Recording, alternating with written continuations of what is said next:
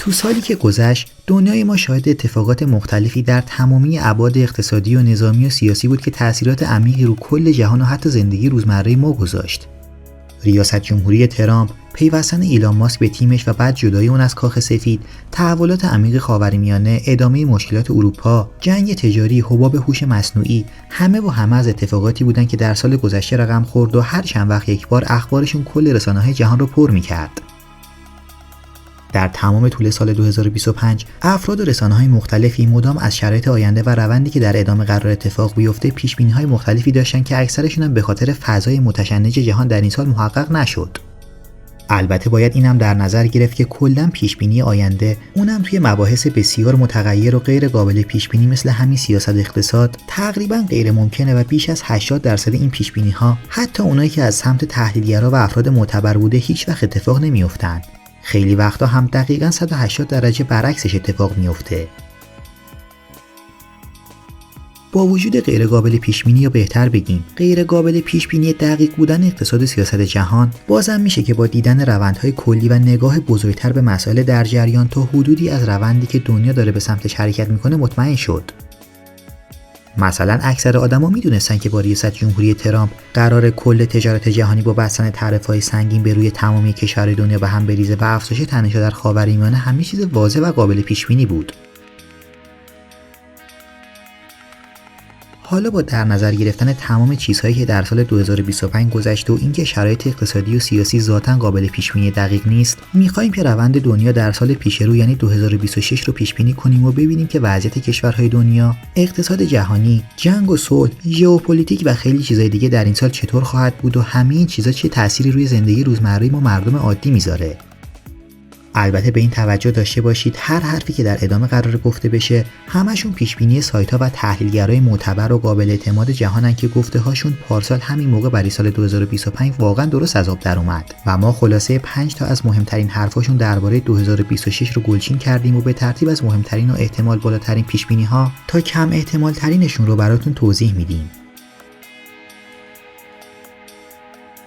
قبل از شروع داستان خوشحال میشیم که این ویدیو رو لایک کنید و اگه به این سبک از محتوا علاقه دارید یه ثانیه وقت بذارید و کانال فکت 24 رو سابسکرایب کنید.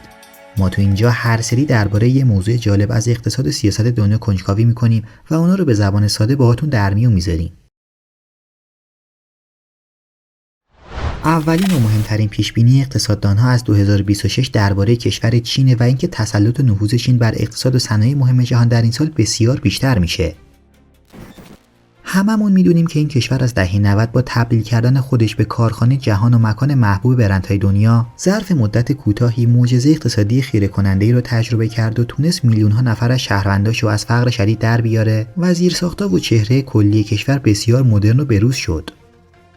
این رشد صنعتی در ادامه با تسلط خود شرکت‌های چینی بر بسیاری از صنایع بزرگ و پرسود جهان مثل لوازم الکترونیک مصرفی و کشتی‌سازی و جدیداً صنعت خودرو ادامه پیدا کرد. به طوری که الان خیلی از برندهای بزرگ وسایل الکترونیکی چینی هستن و ماشین‌های ساخت این کشور هر روز بیشتر از قبل توی خیابون‌های سراسر جهان دیده میشن. سوال مهم اینجاست که چین قراره توی 2026 در کدوم صنایع رشد خیره کننده رو تجربه کنه و اونا رو به تسلط خودش در بیاره. خب اگه به روند رشد صنعتی چین در سالهای گذشته نگاهی بندازیم میشه حدس زد که قراره چه اتفاقایی بیفته. مدل رشد صنعتی چین به این صورته که دولت این کشور در ابتدا با دادن یارانه‌های مختلف به یه صنعت خاص و حمایت همه‌جانبه از اون، حول اولیه رو برای به راه افتادن موتور رشد اون صنعت میده و حتی با تبلیغات و پر کردن رسانه‌ای که خب توی چین همشون زیر نظر دولت هستن، اون صنعت مد نظرش برای رشد رو بولد میکنه و این شکلی هم کلی سرمایه‌گذار آزاد فعال در اقتصاد توجهشون بهش جلب میشه و هم فارغ التحصیل‌های نخبه کشور که تازه از دانشگاه بیرون اومدن و طبیعتاً دنبال بهترین و آینده‌دارترین حوزه کاریان، همگی به سمت اون صنعت مد نظر دولت که تصمیم به رشد دادنش گرفته میرن. بعد از یه مدت که تب اون صنعت بالا رفت و به رونق افتاد، دولت به مرور زمان حمایت‌هاشو ازش کم میکنه و در نهایت به صفر میرسونه تا از هزاران شرکت و کسب و کار فعال در اون حوزه، بهترین هاشون بدون هیچ گونه سوبسید دولتی با هم رقابت کنن و چند تا شرکت گردنکلفت و اسم و رسم‌دار از بینشون در بیاد. این شکلی چین توی اون حوزه‌ای که فکر میکنه آینده داره و سرمایه گذاری کردن روش رشد اقتصادی در سالهای بعد رو بالا میبره رقابت ایجاد میکنه تا صنعت مد نظر دولت رونق بگیره و در نهایت سود این رشد توی چند سال بعد به نفع کل اقتصاد چین تموم بشه. حالا دولت دومین کشور پرجمعیت جهان و رقیب استراتژیک ابرقدرت فعلی دنیا یعنی آمریکا میخواد کدوم صنایع رو در 2026 به تسلط خودش در بیاره. به احتمال خیلی زیاد 3 صنعت تراشه، خودروهای برقی و هوش مصنوعی مهمترین مواردی هستن که چین با روندی که در چند سال گذشته طی کرده میتونه که توشون موفق باشه. همونطور که رشد این 3 صنعت چین در 2025 رو شاهد بودیم. ماشین‌های برقی چین هر روز توی کشورها و بازارهای بیشتری دیده میشن و چت‌بات معروف این کشور یعنی دیپسیک در سال گذشته به یکی از رقبای اصلی چت جی پی تی تبدیل شد. همچنین در طول 5 سال گذشته دولت چین سرمایه‌گذاری سنگینی روی صنعت ساخت تراشه‌های پیشرفته انجام داده تا بتونه توی این حوزه با اصلی ترین رقیب یا بهتر بگیم دشمنش یعنی همون تایوان رقابت کنه و حتی ازش جلو هم بزنه. با توجه به اخبار منتشر شده از پیشرفت‌های صنعت تراشی چین، اونم تحت شدیدترین تحریم‌ها از سمت آمریکا و متحدانش، به احتمال زیاد قدرت و نفوذ چین توی تراشه‌سازی در سال 2026 گام بسیار بزرگ برداره و شاید تسلط هرچه بیشترش توی این حوزه استراتژیک باشیم. پیشبینی مهم بعدی اقتصاددانها از سال 2026 اینه که جنگ تجاری آغاز شده توسط ترامپ با شدت و گستردگی بیشتری توی سال جدید ادامه پیدا می‌کنه. بدون شک یکی از مهمترین و تاثیرگذارترین اتفاقات سال 2025 شروع یک جنگ تجاری بزرگ با بستن تعرفه‌های سنگین و بی‌سابقه به روی تمام کشورهای جهان از سمت آمریکا بود. از وقتی که دونالد ترامپ در 20 ژانویه 2025 پاشو توی کاخ سفید گذاشت، همه میدونستن که طبق وعده و صحبت‌های انتخاباتیش قرار تعرفه‌های بسیار سنگینی روی واردات کالای خارجی به آمریکا وضع کنه و این یعنی دگرگونی کامل اقتصاد و تجارت جهانی. آمریکا به عنوان بزرگترین وارد کننده کالا در جهان، یکی از ستونهای اصلی و مهم ساختار اقتصادی قرن 21 و نقشش هم تو این ساختار مصرف کالاهای نهایی تولید شده توسط زنجیره تأمین جهانیه. پس اگه بزرگترین مصرف کننده جهان دیگه نخواد مثل گذشته از بقیه کشورها کالا وارد کنه، طبیعتاً ضربه بزرگی به کل اقتصاد جهان و به خصوص کشورهایی که بخش عمده‌ای از صادراتشون به آمریکا بود میزنه.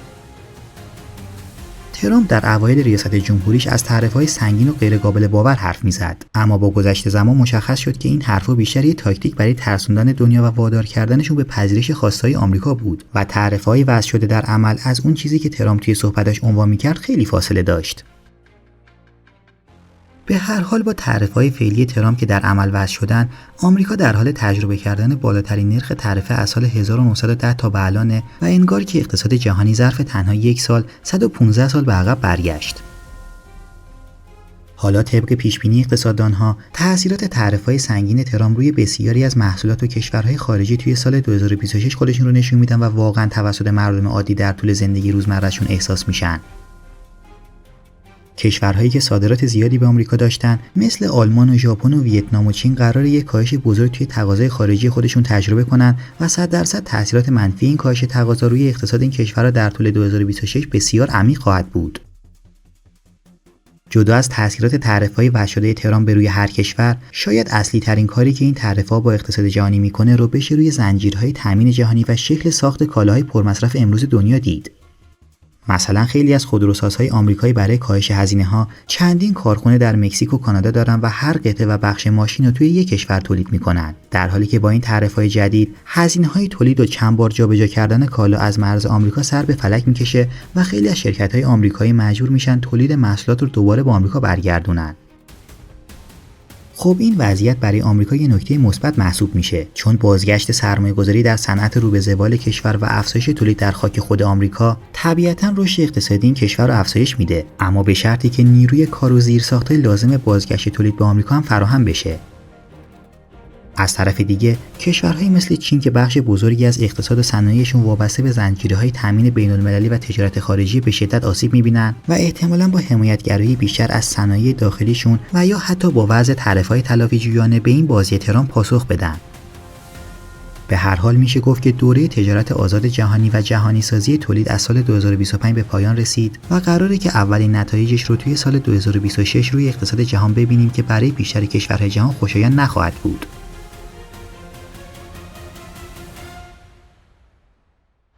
سومین پیشبینی اقتصاددانها از سال 2026 اینه که اکثر کشورهای توسعه یافته توی این سال با بحران بدهی عمومی مواجه میشن. از زمان بحران مالی 2008 تا به امروز نرخ‌های بهره اوراق قرضه بسیار پایین و رونق گرفتن این بازار در بین سرمایه‌گذارهای خصوصی جهان باعث شده تا تمامی دولت‌های غربی یه جورایی به قرض گرفتن و افزایش بدهی معتاد بشن و اولین گزینه‌ای که در مواجهه با کسری بودجه به سراغش میرن انتشار اوراق قرضه است. هدف اصلی داشتن کسری بودجه و از اون مهمتر جبرانش با بدهی بیشتر اینه که دولت با خرج کردن پول بیشتر تقاضا رو در اقتصاد افزایش بده تا بعداً با رشد اقتصادی و افزایش درآمدهای دولت با مالیات این بدهی‌ها جبران بشن. سیاستی که ما در طول دهه 2010 توی تمام اقتصادهای توسعه یافته به استثنای آلمان شاهدش بودیم. اما مشکل اینه که خرج کردن بیشتر دولت و ایجاد کسری بودجه رشد اقتصادی رو بالا نبرده و نسبت بدهی‌های دولتی به تولید ناخالص داخلی در همه کشورها در حال افزایشه. در واقع توی سال 2025 متوسط بدهی به تولید ناخالص داخلی در اقتصادهای توسعه یافته به حدی رسیده که از زمان جنگ جهانی دوم شاهدش نبودیم و این یعنی شرایط برای دولت‌ها در 2026 بسیار سخت و چالش برانگیز خواهد بود.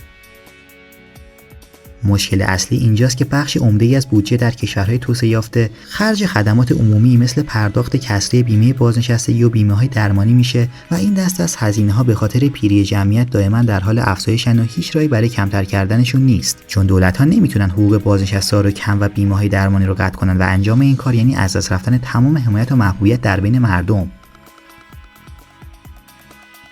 افزایش مالیات هم چاره‌ساز نیست، چون اولا مالیات توی کشورهای غربی در بالاترین سطح ممکن خودشه و اگه هم مالیات‌ها رو بیشتر کنی قطعاً تولید ناخالص داخلی به خاطر اثرات منفیش کمتر میشه و در نهایت تأثیر خاصی روی درآمد دولت نمیذاره.